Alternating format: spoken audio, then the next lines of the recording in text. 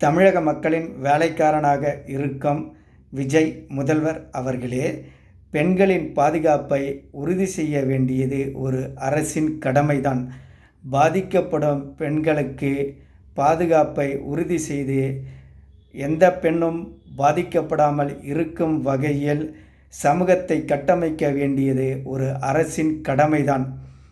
இந்த கால சூழ்நிலையில் பெண்களுக்காக பல சட்டங்கள் உருவாக்கப்பட்டு அவை நடைமுறையில் இருக்கின்றன.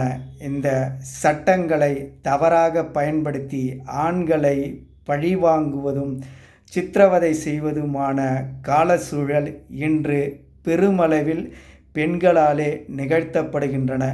அப்படி சட்டங்களை தவறாக பயன்படுத்தி ஆண்களை பழிவாங்க நினைக்கும் பெண்கள் மீது நடவடிக்கை எடுத்து ஆண்களின் உரிமையையும் பாதுகாக்க வேண்டிய காலச்சூழலுக்கு இன்று இந்தியா உள்ளது.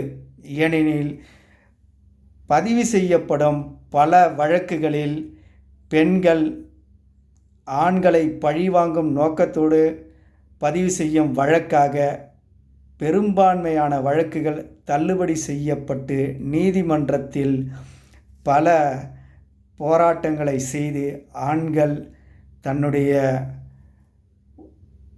கஷ்டங்களையும் நஷ்டங்களையெல்லாம் தாண்டி இங்கு வாழ வேண்டிய சூழல் பல ஆண்களுக்கும் உள்ளது. அப்படி ஆண்களை பாதிக்கும் வகையில் தவறாக சட்டங்களை பயன்படுத்தும் பெண்களின் மீது நடவடிக்கை எடுக்கும் சட்டங்களையும் உங்கள் ஆட்சியில் நடைமுறைப்படுத்தினால், அதற்கான சட்டங்களை இயற்றி ஆண் பெண் சமம், யாரும் யாரையும் பழிவாங்கும் நோக்கத்தோடும் துன்புறுத்தும் நோக்கத்தோடும் சட்டங்களை தவறாக பயன்படுத்தக்கூடாது. அப்படி பயன்படுத்துவது குற்றம். அது ஆண் பயன்படுத்தினாலும் குற்றம், பெண் சட்டங்களை தவறாக பயன்படுத்தி ஆணை பழிவாங்க நினைத்தாலும் குற்றம் என்ற ஒரு சமநிலை சமூகத்தை நீங்கள் உருவாக்கினால் சமூக நீதியை பேணி காக்க வந்த முதல்வர் என்ற ஒரு சிறப்பு கிடைக்கும். ஏற்கனவே இருந்தவர்களைப் போன்று நீங்களும் இருந்தால் உங்களை பெரிய நல்ல முதல்வர் என இந்த சமூகம் நிச்சயம் நினைக்காது. அதை கருத்தில் கொண்டு சட்டத்தை தவறாக பயன்படுத்தினால் அது ஆணாக இருந்தாலும் பெண்ணாக இருந்தாலும் தண்டிக்கப்படுவீர்கள்.